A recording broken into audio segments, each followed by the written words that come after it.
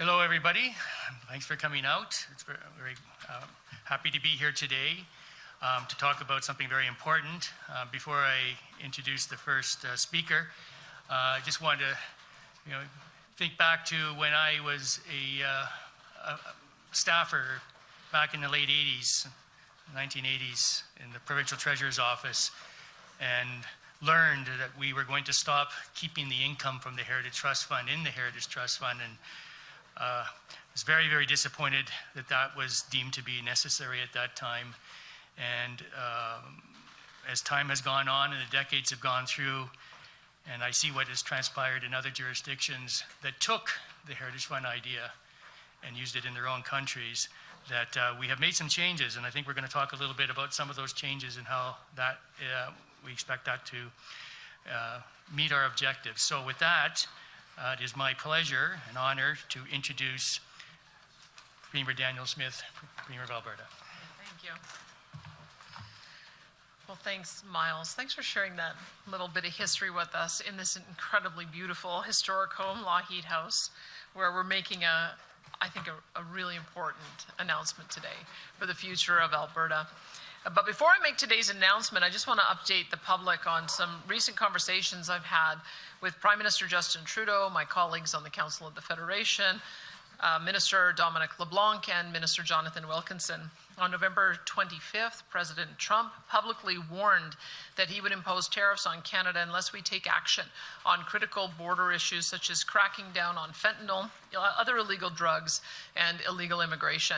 And I've been clear from the beginning that we must take President Trump's statements on border security seriously and to take action immediately, rather than focusing on inflaming the issue with rhetoric around retaliation. My fellow premiers have been asking for serious action on these issues as well. Today, U.S. President Donald Trump's Commerce Secretary nominee, Howard Lutnick, stated during his confirmation hearing that, quote, "If we are your biggest trading partner, show us the respect, shut your border. This is a separate tariff to create action from Mexico and action from Canada. As far as I know, they are acting swiftly, and if they execute it, there will be no tariff. And if they don't, then there will be." Let me say it again. The one thing that we can do this week, in just the next couple of days, to have the best chance to avoid tariffs is to show clear and unequivocal action to secure the border. This should start with the appointment of a Canadian border czar to work with the new American border czar to jointly crack down hard on fentanyl and illegal migrants. Is this likely to end the threat of tariffs entirely? I don't think so. I think there will be other things that we will need to work on, and we will do so. But I am convinced, after speaking with dozens of elected U.S. representatives, administration officials, and the President himself, that this is the most important first step. Today, I reiterated this to the Premiers, Minister LeBlanc, Minister Wilkinson, and Prime Minister Trudeau, and I hope it is acted on by the end of this week before February 1st. That is why why we also sent a Fox News crew to the Coots border today to showcase the work Alberta has been doing to secure our border, including the establishment of a new interdiction patrol team within the Alberta Sheriffs to combat drug smuggling, gun trafficking, and other illegal activities along Alberta's 298-kilometer international boundary with the United States. This interdiction team will be supported by 51 uniformed officers equipped with carbine rifles, weapons for tactical operations, 10 support staff, including dispatchers and analysts, 4 drug patrol dogs, 10 cold weather surveillance drones capable of operating in high winds with dedicated pilots, 4 narcotics analyzers to test for illicit drugs. Additionally, Alberta's government will create a 2-kilometer deep critical border zone deemed critical infrastructure, allowing sheriffs to arrest individuals attempting to cross the border illegally or traffic drugs or weapons without the need for a warrant. I want to thank the federal government for accepting Alberta's request to send a Black Hawk helicopter to the border today, further demonstrating the actions we are taking collectively to secure the border. We want to ensure that the American people, along with their president and elected representatives, know that action is being taken on this issue. And we are hopeful that these Fox News appearances display our province's and our nation's commitment.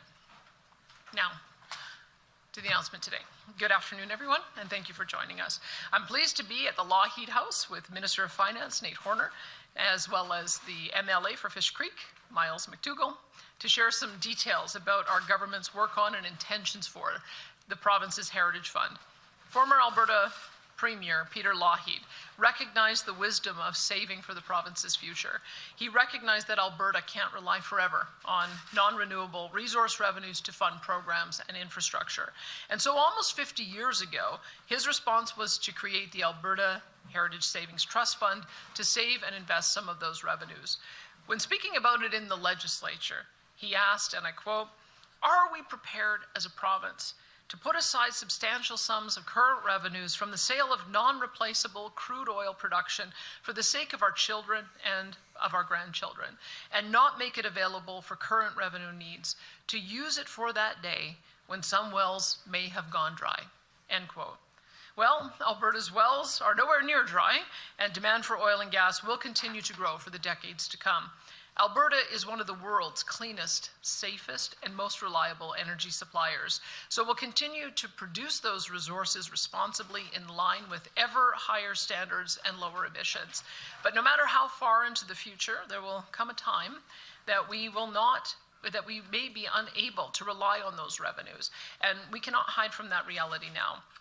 Instead, now is the time to redouble our efforts into building the fund up to sustain Alberta for generations to come. In 1985-86, the 10-year annual report of the fund highlighted not only how the fund was benefiting Albertans, it looked to the future, saying, quote, "The Heritage Fund will continue to play a stabilizing role in our economy and will help protect Albertans from the volatility of the world energy situation. With the Heritage Fund, Alberta is in a strong position to respond to present and future challenges." End quote. Unfortunately, Lougheed's example wasn't followed consistently. Over the years, the fund received only limited contributions. Money was spent instead of reinvested, and Albertans missed out on hundreds of billions of dollars in potential returns. If we had just reinvested the income earned in our Heritage Fund from the Lougheed government's initial deposits of about $12 billion in the late 70s and early 80s, even without investing an extra dollar, our Heritage Fund would be worth over $250 billion today, earning between $12 and $25 billion per year in revenue. But it's not too late. We are renewing Premier Lougheed's vision of building up the province's savings with an eye to the future. I'm happy to say we are growing the Heritage Fund with a long-term plan. Our goal is for the province to have at least $250 billion in the bank by 2050. That's the minimum amount required for the fund to be truly beneficial. Only 5 years ago, the balance of the Heritage Fund was at $16 billion, barely $4 billion more than its value in 1987. But our government has steadily grown the fund for 5 straight years. Our contributions represent an important starting point to growth, and because of them, the Heritage Fund balance now sits at about $25 billion today. This puts us on the right track. But contributions alone won't get us to $250 billion. We also need to have guidelines in place so that we can continue to grow the fund to secure a strong financial future for our children, grandchildren, and great-grandchildren. Between 1977 and 2011, withdrawals from the Heritage Fund were nearly identical to the cumulative net income it received. That type of attitude towards the fund is unsustainable and lacks the foresight that former Premier Peter Lougheed had. And that's why we passed legislation requiring the Treasury Board to authorize any withdrawals. It's also why our fiscal framework requires all of the interest generated by the fund to stay in the fund to grow it. And it's why when prices are high and we do have surpluses, we will invest a portion of those surpluses in the fund. It's all part of the plan.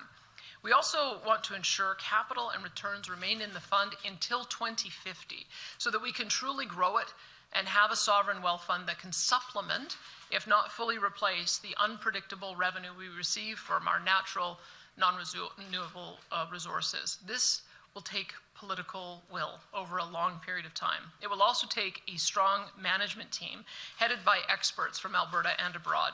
So I'm pleased to announce that we have created the Heritage Fund Opportunities Corporation, which will be chaired by Joe Lougheed, one of former Premier Lougheed's children, and a lawyer with experience in private equity, corporate governance, and many other areas. The corporation will oversee the fund, make investment decisions, learn from other global wealth funds, and deliver high returns. They will be guided by 3 principles in their work: independence, professionalism, and transparency. It is critical that the Heritage Fund Opportunities Corporation be free to make the right decisions for long-term growth without interference from government, which is why we've set it up as an arm's-length agency. A broad group of directors will bring deep financial experience so that it can focus on improving long-term Heritage Fund investment growth outcomes.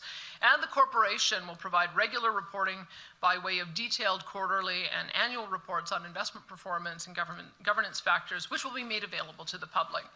The creation of the Heritage Fund Opportunities Corp will elevate the, Heritage Fund Opportunities will elevate Alberta's global investment reputation under a robust governance framework.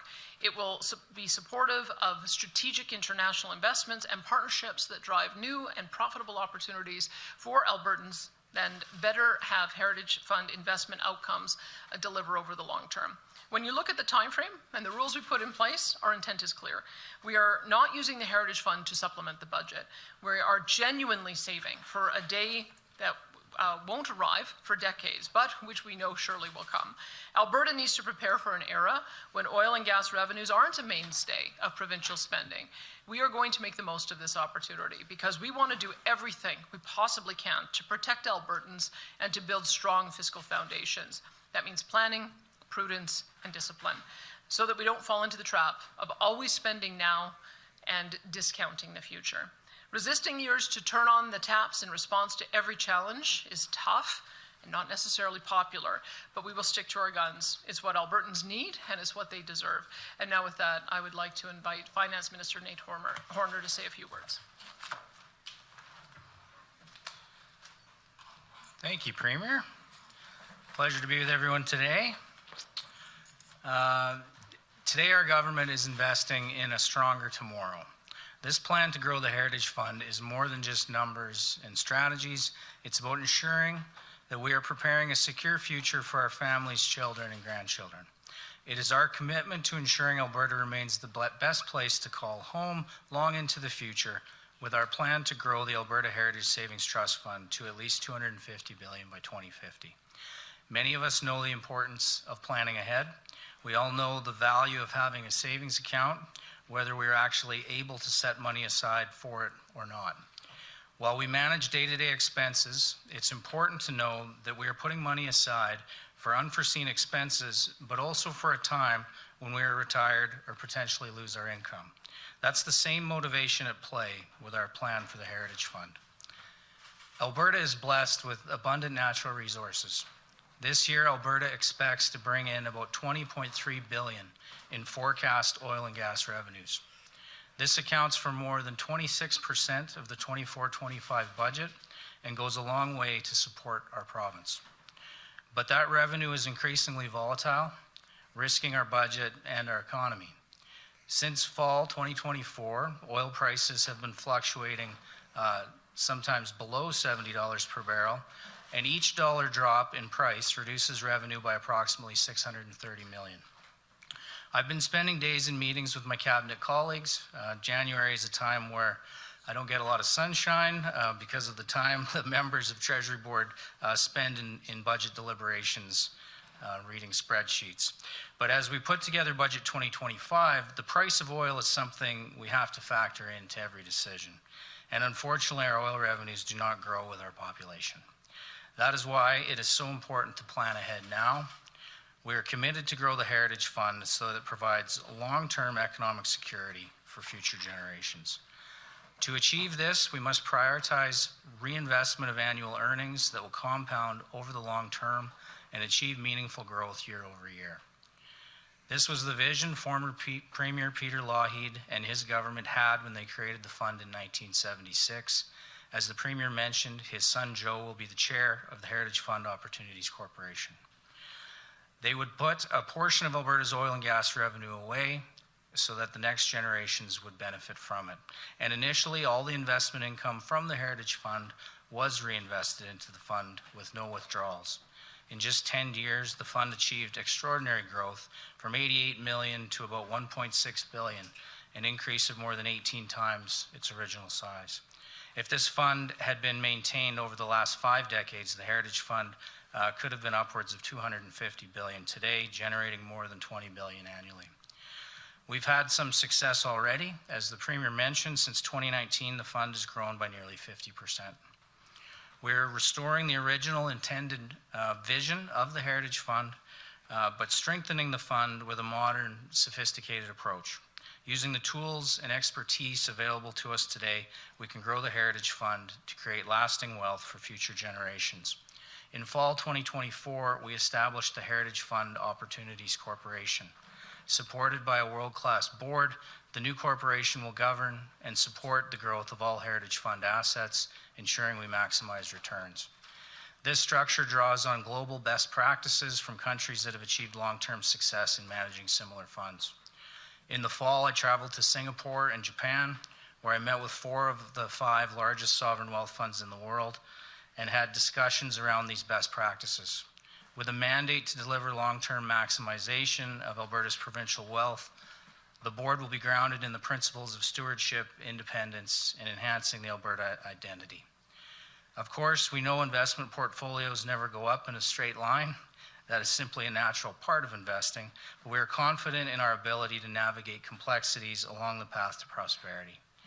The new corporation will strengthen partnerships with global sovereign wealth funds to elevate the Heritage Fund's profile internationally, unlocking access to new top-tier opportunities. The initial deposit to the new corporation will be the $2 billion earmarked for the Heritage Fund in Budget 2024. The initial results and progress of this work are expected by the end of the 25-26 fiscal year. I know that many of you had questions around the income from the fund and our newly established practice of leaving the income in the fund at our quarterly fiscal updates, and hopefully today's announcement shows you the rest of our plan.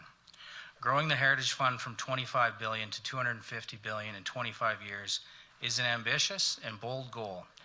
If it was easy, it would have happened already. Peter Lougheed had a vision that the fund would eventually replace resource revenue, but very quickly the revenue was appropriated for other tasks. But with our plan, this growth is achievable. We have set new standards for the Heritage Fund by adopting proven strategies from countries like Norway, Singapore, Australia, and New Zealand, and we will follow their leadership in governance and investment excellence. This is a key part of our fiscal commitment and our broader plan for Alberta's long-term financial independence and stability. And by reinvesting returns each and every year, we will ensure a lasting legacy for the province, one that honors the past, supports the present, and secures the future for generations to come. This moment in history, with geopolitical uncertainty, a decade of volatile energy prices, and countless other factors, show us that we are at the moment for firm resolve to make the decisions that are tough and rise to the moment. The Premier has provided that vision and the leadership to grow the fund. We must continue it for the sake of our children, grandchildren, and future Albertans. So thank you very much. Sure. Thank you very much, Minister.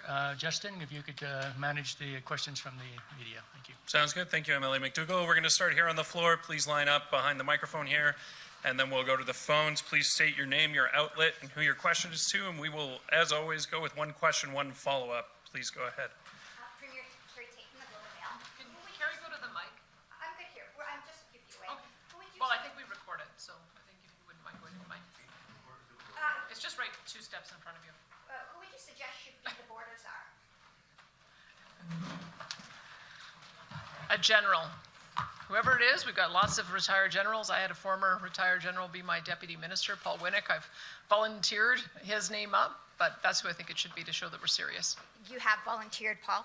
I volunteered his name. Just now, or you have? No, I did it in front of Jonathan Wilkinson while he was sitting right there. My DM, of course, as you know, is leaving to join APEGA. I don't know if he'll take him up, but that's the kind of person that we need. Someone who understands military operations, who understands deployment, who understands the seriousness with which we have to take this issue. So I don't know who the federal government has in mind, but that's the kind of person that we need.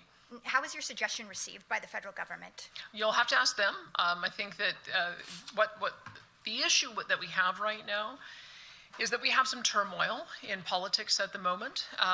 We have a voice at the table, Dominic LeBlanc, who I think is a consistent voice. He's developing the relationships, but we're going to see within 39 days, I think, a change in Prime Minister. And then after that, there may be another change in Prime Minister. I think that's why it needs to have an independent person who, with any luck, would be able to withstand changes of government so that we are able to seamlessly ensure that we can work with the Americans on this. Do you think Trudeau should be Thanks, Carrie. We're done. Go ahead, Rick. Rick Bell, Post Media. What are your thoughts about the fact that you're making these, you want something to happen on the border, you want to see more evidence, you want to see the TV crews out, et cetera, and we're just a couple of days away from, 3 days away from February 1st.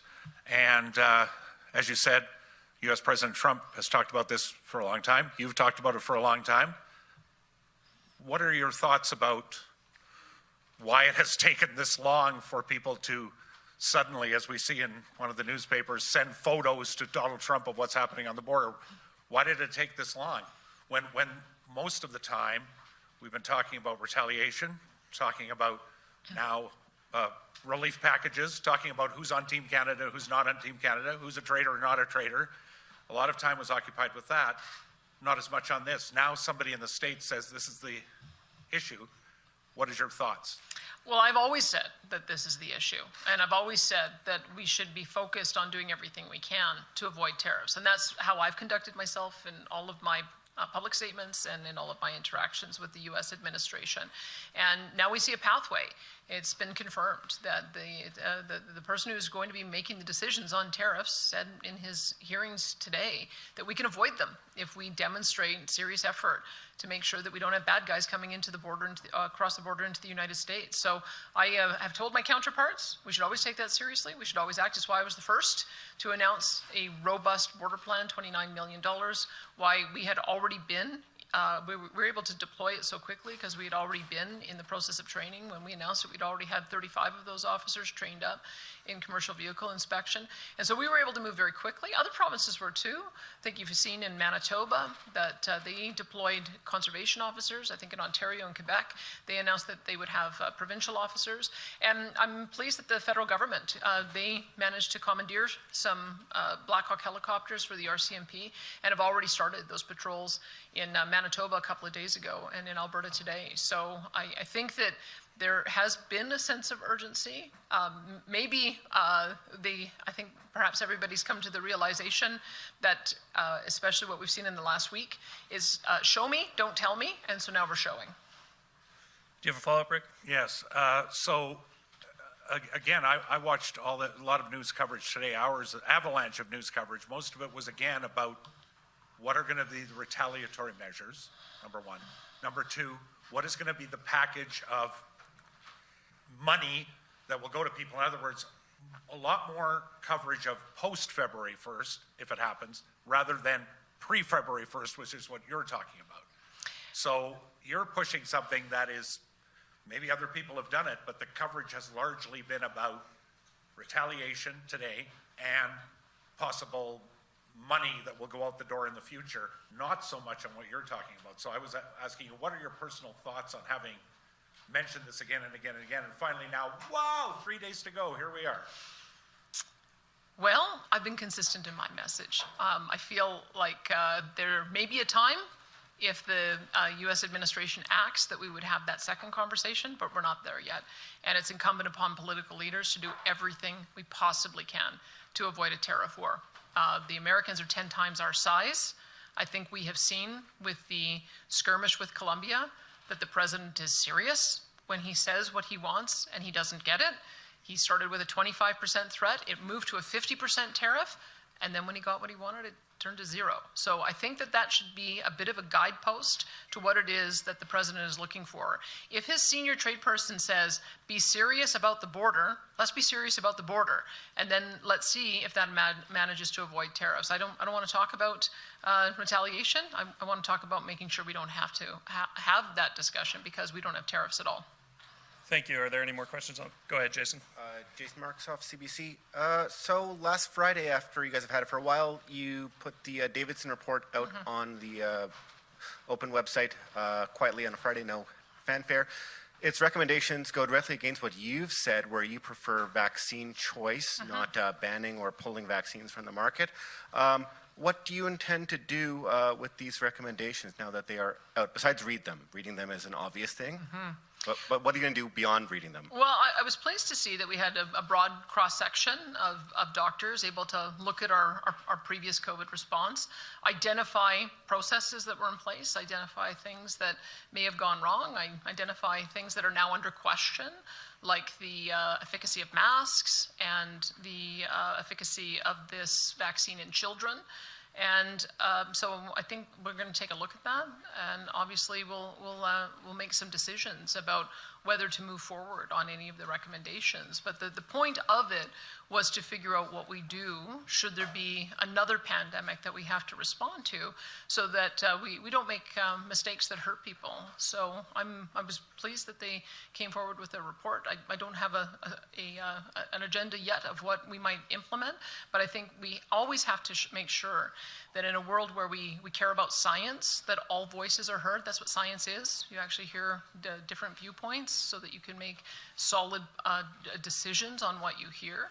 And I think restoring the right of doctors to be able to speak their minds without punishment from their colleges, I think that's going to be important too. Otherwise, politicians will make bad decisions. So this is the kind of approach you should probably expect from me, that I will always seek out contrarian voices just to make sure I make the best decisions.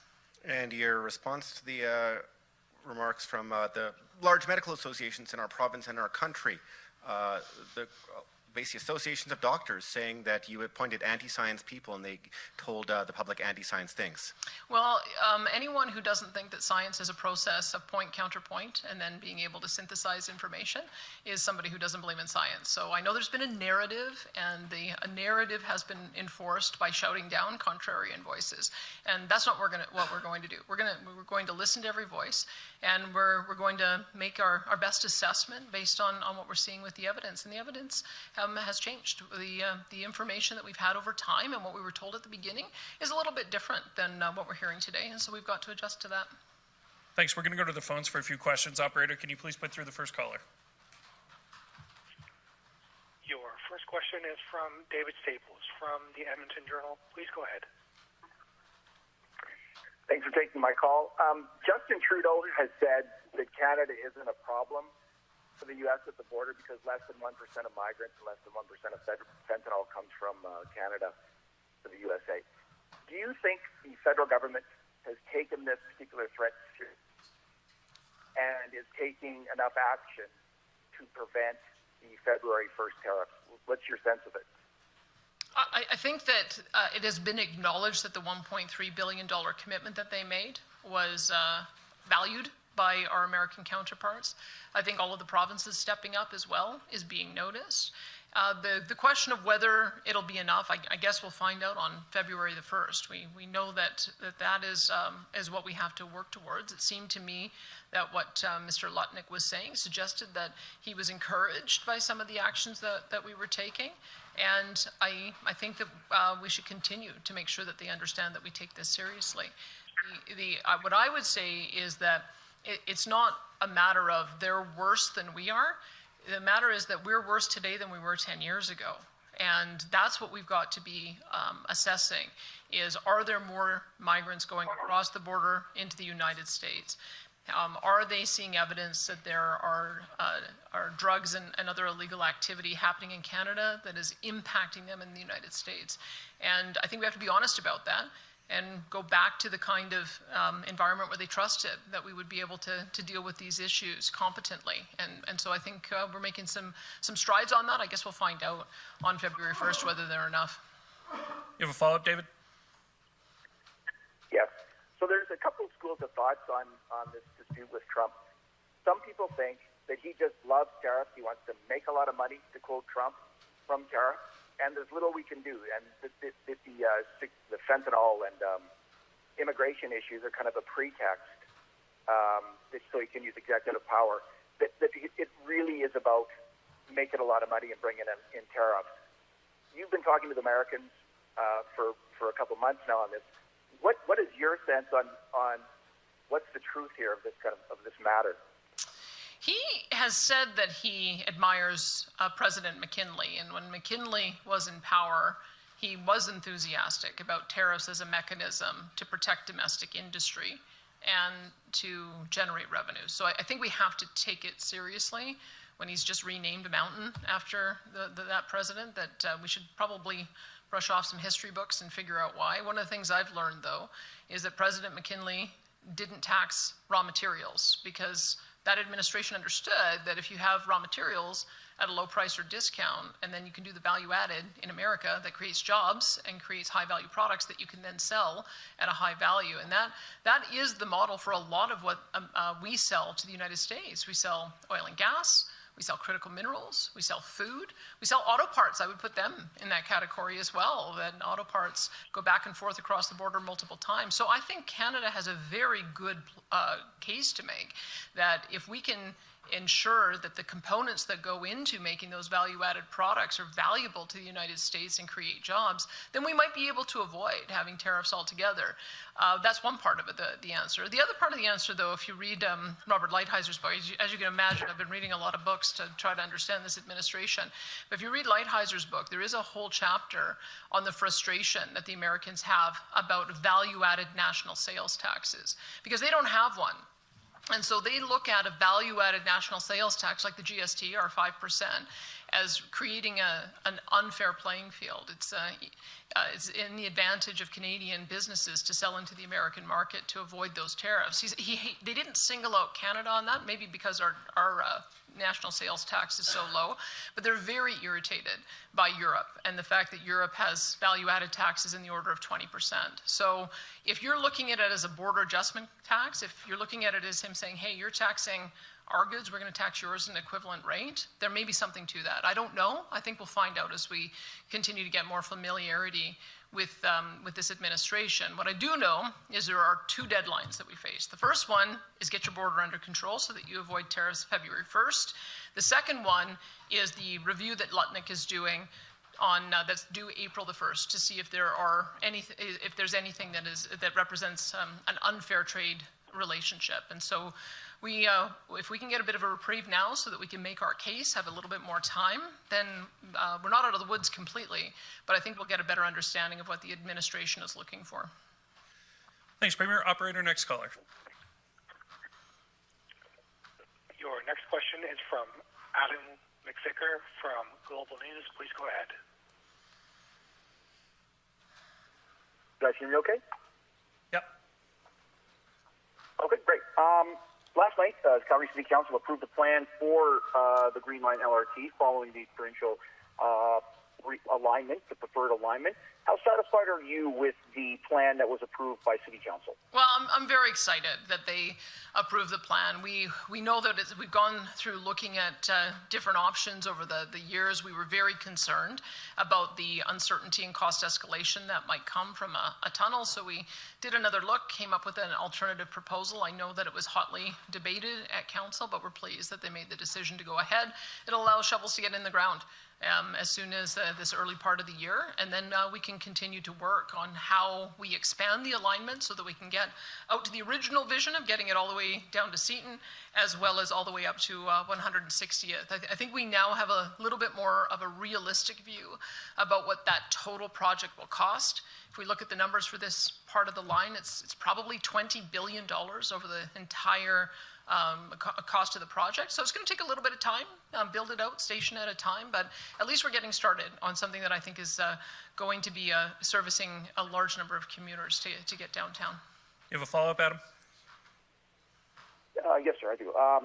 So when it comes to ultimately what the province wanted, an elevated alignment downtown, the council did approve committing to a functional study of that. So based on what I'm hearing here, does this sound like the province that you guys are in? It's like we're moving forward with this project, this Green Line's happening? We're in, and we just have to talk to our federal counterparts to make sure. And what the indication that we had, although there is a little bit of turmoil at the federal level, the indication that we had is that if the city and the province could come to an agreement, that the federal funding would be there as well. I think the important part was getting started on the part of the line that has been fully scoped out so that we can then start doing the functional work on figuring out the details around the rest of it. Thanks. We'll take one more on the phone, and then we'll return to the floor for a few more. Operator, can you put through our next caller? Your next question is from Chris Carco from the Calgary Herald. Please go ahead. Hi, Premier. Regarding today's announcement, why did the government need to create a new Crown Corporation to manage some of the investments for the Heritage Fund instead of leaving it in AIMCO? Why do you think that it needs to have a strategic objective like investing additional funds into technology or energy and infrastructure? And maybe more broadly, how do you address the concerns that some people might have that the government will get into picking certain winners or losers when it comes to certain sectors that it prefers or doesn't prefer? Okay, a lot there. I guess I would start with the concept around the Heritage Fund Opportunities Corp. You have to envision it this way. The Heritage Fund Opportunities Corp will act like the asset owner.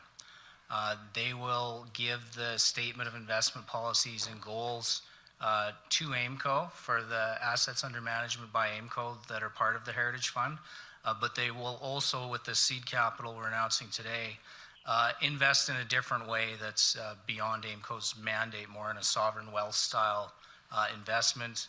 It's privileged access to similar institutions around the world.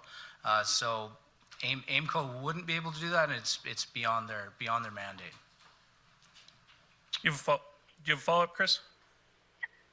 Yeah, a question for the Premier on a different topic. Can you tell me what is the status right now of discussions with the Pathway Alliance and the province of Alberta and the federal government on getting a deal done on their carbon capture project? And are you confident that a deal can be done before a federal election comes in potentially the next few months? Well, I was talking about that today with Energy Minister Jonathan Wilkinson, and we've put on the table, of course, our tax credit. We think that there are some other mechanisms that might be able to move the project to a final investment decision, such as maybe narrowing its scope. I know that there is a lot of different moving elements to it, but if they have a narrow scope, perhaps they can get started right away. We also had a really good conversation about accelerating the deployment of nuclear technology. We know that there are a number of nuclear proponents in our province, and especially now that we're looking at building out for AI data centers, if we can use nuclear as the energy to decarbonize the bitumen development, as well as use it for the development and support of data centers, as well as our own grid. Maybe that's another way to be able to get to the target. At this moment, just the regulatory approval process, it would probably take 10 years to get to an approval on that. But those are the kind of conversations that we need to have. If the federal government needs to drop its emissions cap, I made that very clear, because their timeframes are too short. It would result in a production cap, which is the absolute worst time and worst conversation for us to be having with our American counterparts right now. But maybe if we had a longer time horizon, we could look at some of those elements of the plan as well. So that was the nature of our conversation today, and I hope we can get to some kind of final investment decision. We're prepared to work with the federal government and Pathways on that. Okay, we'll come back to the floor for a couple more, and then we're done for the day. Go ahead. Hey, Tim with CTV. A bit of a two-pronged question today about the Premier's meeting. First of all, do you feel like everyone's on the same page right now? I know that maybe wasn't the case 10 or so days ago. And second, did you hear about the package that's being proposed if these tariffs do get imposed? And what do you think of the package? I don't have anything to say about the package because there is no package until there's tariffs, and there are no tariffs. And I'm going to do whatever I can to make sure that there are no tariffs. That's where I think everybody should be focused. It's where I've been focused. And we've got 2 more days before we know what it looks like on February 1st, at which point we will probably reconvene as a group and then make some decisions at that time. My second question, when all this tariff talk started, there was a really big effort on your part to talk to Trump, or appeal to Trump rather, about trade deficits and maybe just set the record straight a little bit. Have you tried to do the same thing when it comes to the border? Because anyone can see the stats here, see that most of the fentanyl comes in through Mexico, not Canada, and the same with illegal migrants. So have you tried to appeal to them at all on that front and just say, Canada's not the problem here. The majority of the problems in the States come from Mexico? If you've watched anything that I've said over the last 2 years, you'll know that I think that illegal drugs killing our people is a problem. The drugs are coming in from somewhere, and the components are coming in from somewhere. It appears that much is coming in from Mexico, some of it is coming in from China, and it's killing our people. And so this is why we have been appealing to the federal government to stop their catch and release approach so that we can keep these bad guys behind bars. And it's why we've been shoring up our sheriffs. Not only do we have this interdiction team on the border, but we have as well a fugitive apprehension team. We've got our surveillance team, and we've got SCAN, which closes down drug houses. So we have taken this very seriously for the last 2 years, and I hope that the federal government takes it as seriously as we do. That being said, we've also dealt with it from the demand side. You cut off the supply by going after the dealers, but you cut off the demand by getting people into recovery. And you've probably seen the stats that we reduced our opioid deaths 38% year over year. So whether it's our virtual opioid dependency program, whether it's our treatment that we do in our provincial incarceration units, or whether it's our recovery-oriented system of care and our recovery communities, whatever we're doing is working, because it's an outlier from the rest of the country. So I would say that I'm not downplaying this at all. I think it is serious, and it's good for America, and it's good for us to get these bad guys and to stop them from killing our people. Final question of the day. Go ahead. Matt Skase, Canadian Press. Minister Horner, when you say sovereign wealth fund style, does that implicitly mean a more aggressive investment strategy? What exactly do you mean by that? Well, you see, and I'll kind of circle back to the beginning, because I had to be proved this proof of concept over the last year with working with our team, because it was foreign to me as well. But they've proven to me in these meetings that it's really about access and partnerships. It's about deals and opportunities, that they're not looking for investment in a traditional pension style asset manager that has liquidity concerns that they have to look forward to, maybe different concerns about availability at certain times.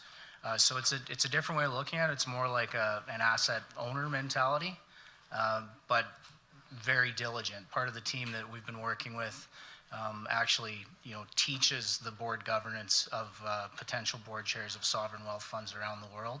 So diligence still has to be incredibly high, but I'd say it's really about more opportunity and a different opportunity that we wouldn't have had before. Following on that, when you say supporting areas that matter to Albertans, can you just expand on that? Is that investing more or a higher asset mix inside of Alberta?